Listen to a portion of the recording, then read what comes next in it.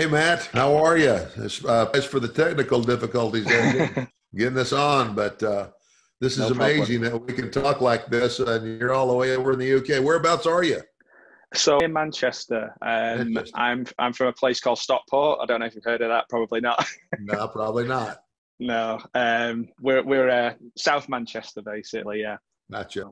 Yeah. I So was it's uh, I was there a year ago in April in oh yeah, Liverpool for that event they called for the love of wrestling. yes, That was awesome, and I was actually scheduled to come back this year with my son, and I guess they've rescheduled. I yeah, can't remember now when, yeah. what Is month, it cheer now or yeah, later on in next the year. year? But Yeah. the next time I come, I'll have my Ted Jr. will be with me. Oh, So how cool. are you? That's awesome. I'm good, thank you. Yeah, I mean, it's an absolute honor to meet you because I've been following your career since I was about 10, so I'm 40 now, so that's well over 30 years. Well, Yeah, yeah, about SummerSlam 88. I remember vividly yeah. getting the VHS. So, no, I'm great. Great. Thanks. Thank you for doing this. I really Well, appreciate it. my pleasure. Thanks for being a Uh, fan. What yeah, questions? sorry, go ahead. Yeah, what questions do you have for me? Do you know, I wrote a few down. I just wanted to show you that my fandom as well. I brought my little Hasbro. I've been reconnecting with my youth. I don't know whether that's turning 40 or not, but yeah. My question was, well, I have a few really. Was I'm a teacher and I work a lot and I have to speak a lot and I struggle with my voice. And I was thinking, you have to, at the height of your career, you must have had to do the laugh so many times. How did you deal with that physically? Because it's a performing side that's not physically wrestling, but Well, it's funny because that's an exaggeration of how I guess how I normally laugh. Uh, yeah, but and the other thing is that although the father that raised me was a wrestler, my biological father was a professional singer right, and had a very deep. He sang with he's a bass, and yeah, so I've got a very deep voice, and so and it carries a lot. And doing interviews and stuff, I would do that. Now I probably had at like at autograph signings, a lot of times people will ask for it. Like they'll right, ask, yeah, "Can you do yeah. the laugh? Do Can the you do laugh. it?" And now Yeah, at those things, now there have been times when I just finally tell people, I go, look, I said, if I do this anymore, I'm not going to have a voice tomorrow. So, yeah, but it hasn't really been a problem. By and large, but yeah, it's just like, and that's the yeah, other thing I tell everybody. I go, I had a 19-year career. I yeah. said, I held a lot of titles, did a lot of good things, and I've been ranked in the top 10, all this other stuff. And I said, what am I most remembered for? The laugh. Yeah, it's funny, isn't it? It's like something for people to put a pin in and go, I remember that particular thing. Yeah. All the technical side. I mean, if you think, I was thinking about the Bill Watts era, of wrestling where it was wrestling, just wrestling, Yeah, and the gimmick side of things weren't that important, were they? yeah, oh yeah, and that tells me how much you know about wrestling because you're way over there in the UK. You know about Bill Watts. I'm going to tell you something. Uh, I started my career with Bill Watts in 1975. I was 21 years old, and I give him more credit than I do anybody for my understanding of the psychology of what pro wrestling is. Yeah, And you can Bill see was that. brilliant, and his, the angles that he shot and the things that we did, and I would say this, and with all credit to Vince, and I'm thankful and grateful to Vince. I mean, if Vince hadn't done what he did, wrestling, it never would have gone probably international like it No. did. It would never have become the phenomenon that it did. But if Bill Watts had the same opportunity and maybe the same positioning and money, Mm, I yeah, think he might have done it better. yeah, The yeah. Because thing, that the standing thing of that the thing that Vince is really good at is marketing the product. mm, What yeah. Bill is really good at is the product itself, the wrestling. Yeah, it's a hard balance to find, isn't it? Because you're Yeah, looking at two very different audiences. yeah, It's interesting you say that because I know Bret Hart was doing his tour last year. It seems like years and years ago. And but it was this, I think it was around this time last year, and we met him in Manchester, and he mentioned his respect for you in the ring and the storytelling of what you did. And I was thinking, you can see that in certain performers, can't you? Who, you know, it's not necessarily the amount of things they're doing, it's the things they're doing and how they do it. It's like kind of like Jake the Snake or yourself or Brett. They want to tell that story in a way that goes beyond just moves. Yeah, and I was really impressed with how he spoke about that and how he explained that. And Brett, as a matter of fact, Brett's one of those guys who he and I only wrestled each other a couple of times. I really wish I'd have had the opportunity to do a whole program and wrestle him all the time. Yeah, because that would have been awesome. The times that we wrestled, we had great matches, and I attribute it to basically we came from the same school of psychology. You know, he was raised in a wrestling family, and so was I. You know, my dad had actually worked for his dad up in Canada at some point, but I mean, Brett's a great technician, and I mean, people tell me that as well. But it was just, and that makes it real. It makes it easy. It's you know, it's like what was one of your hardest matches? I said, well, a hard match is when you're in the ring with somebody that you have to spoon feed and it's difficult carry, and that would probably have been Virgil. It's interesting because you were saying about like that, you know, people wanting to get in the ring with you. That must be the ultimate compliment, because you've got somebody who goes, this is just going to be magic. It's not going to be difficult. We're going to blend our styles together and tell a really good story. It was interesting. Did you see the Edge and Randy Orton match? The greatest match ever. Oh, no. I mean, did they just have this match? I think it was at a Backlash. It was the main event. But what they tried to do was put a match together in the same sort of way. And what they did was, in the run up to it, they interviewed lots of legends and asked them who they thought would win. And then they kind of fed that into the match itself, and they used their finishers to build up and build up and build up. But there wasn't any big flippy moves or anything like that. It was a long match, and it was storytelling. And it worked. It really worked. I mean, to call something the greatest match ever is a bit of a difficult. I'd watch that, and I've said it time and time and time again. I said that's what's missing in wrestling today.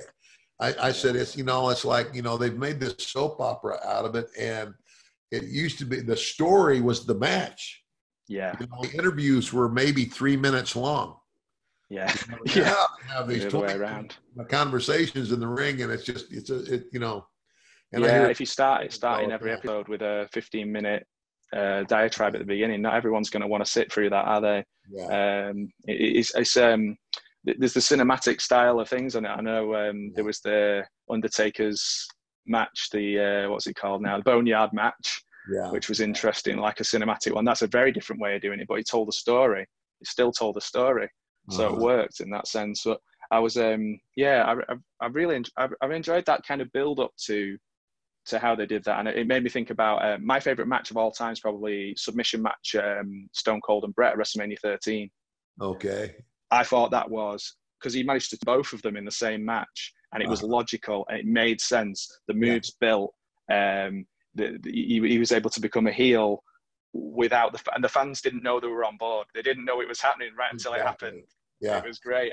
And and to that point, that's exactly what Bill Watts did with me. Yeah. When I wrestled Ric Flair, or was supposed to wrestle Ric Flair on television. Yeah. And Dick Murdoch came out there. Dick Murdoch came out there and said, this is, and then he runs me in the post, and I come back, and they're now the fans are feeling sorry for me. Yeah. And I get counted out on the floor, and then Murdoch comes down and pile drives me again. He turned me babyface in one night. Yeah. So wow. Yeah, it's like, I mean, it must have been hard. When you did the tournament, because we don't see many tournaments now, do you? And so when you did the tournament for the title, was it WrestleMania 4? WrestleMania 4. I remember getting that because it was a double VHS. It was like a big box. to tell a story over such a large amount of time must have been really challenging to over multiple matches over was it all in one night, or was it in 2 nights? I can't remember. Oh no, it was one night, One night. WrestleMania 4, and it's like I wrestled. It's like you can say, well, I wrestled at WrestleMania. I said, do you ever wrestle at WrestleMania 3 times in one night? I had 3 matches. I wrestled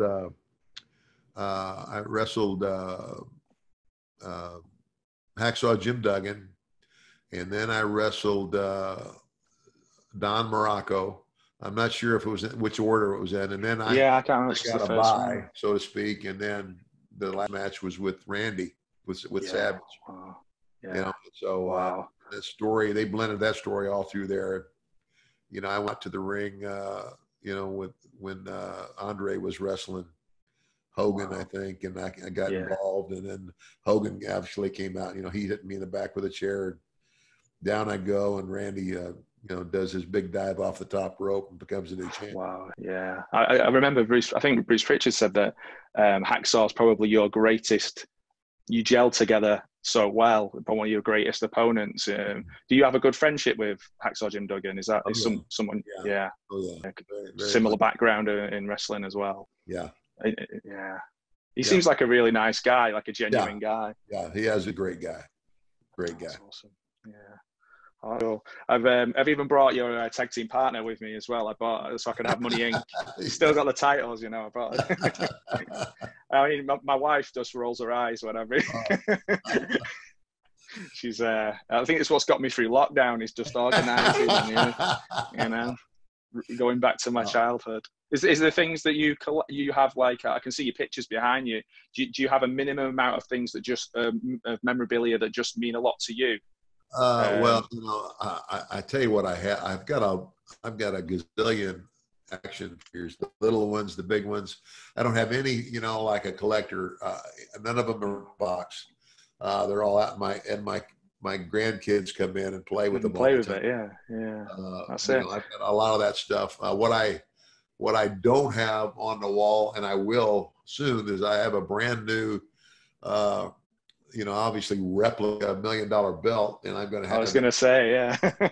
I'll have it mounted. It'll be up there.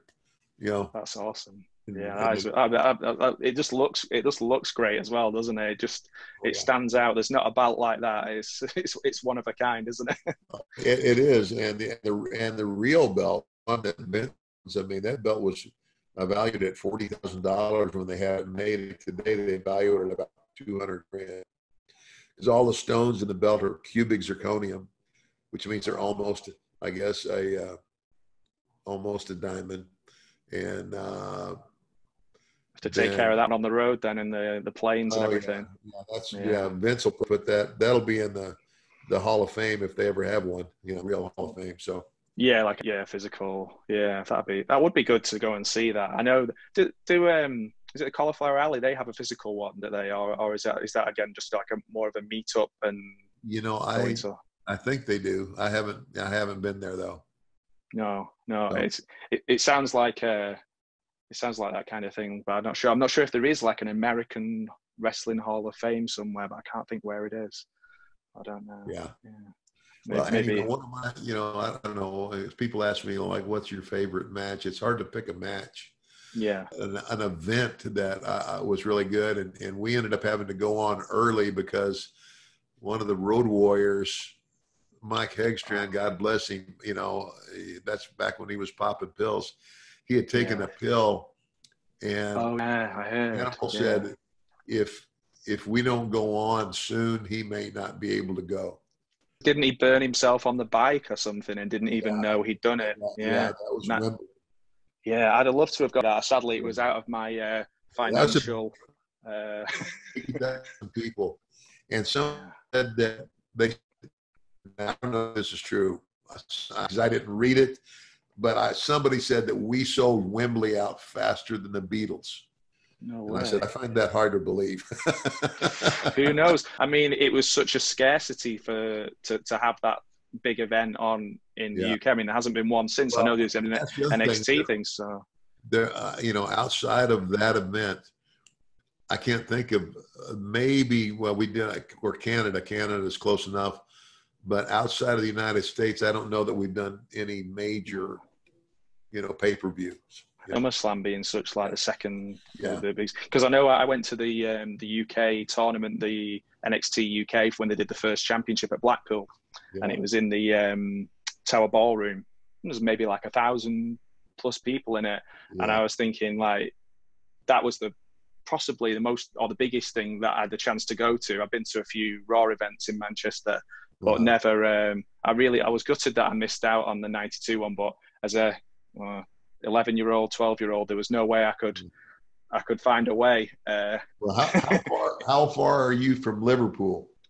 About an hour and a half. Yeah, about an hour and a half. Yeah. I know we were supposed to come this April, and obviously the COVID thing killed that. But I think they've rescheduled it for next year. And I went last year.